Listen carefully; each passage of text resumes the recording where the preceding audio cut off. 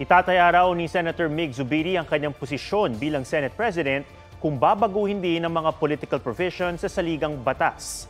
Sa impormasyong nakuha raw ng ilang mambabatas, sa Hulyo target na makapagplebisito para sa People's Initiative. May report si Mav Gonzalez.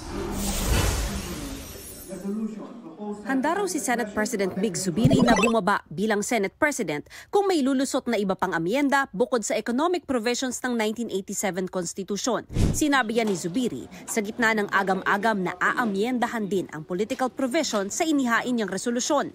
Tingin naman ni Senate Minority Leader Coco Pimentel na sindak ang Senado sa isinusulong na People's Initiative. Magtataka ka, ano ba nangyari? There's no need to have reacted that way. Biglang sasayaw na ngayon ng tsa-tsa ang Senado.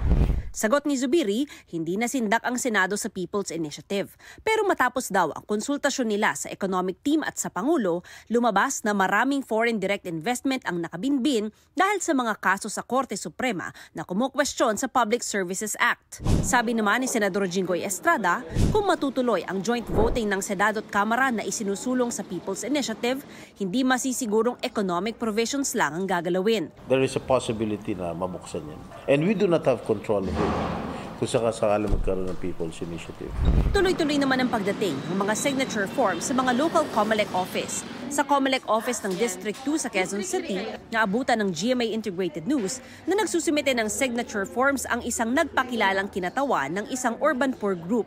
Aniya, hawak na nila ang mga signature form bago pa mag-Oktubre noong nakaraang taon. Hindi mo nung kasi kadali magpapirma ng kailangan ipaliwanag mo sa tao. Saan galing yung form? Dati pa namin mga form yan ilolo lang namin yan il-upgrade lang namin.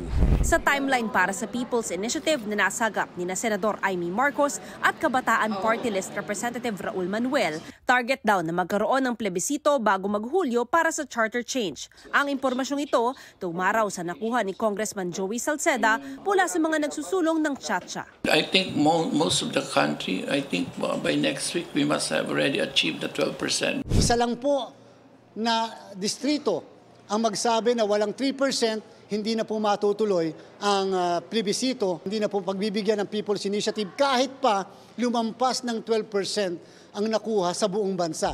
Mav Gonzalez, nagbabalita para sa GMA Integrated News. Mga kapuso, alamin ang State of the Nation.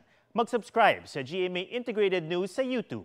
Sa ating mga kapuso abroad, samahan niyo kami sa GMA Pinoy TV at sa www.gmanews.tv.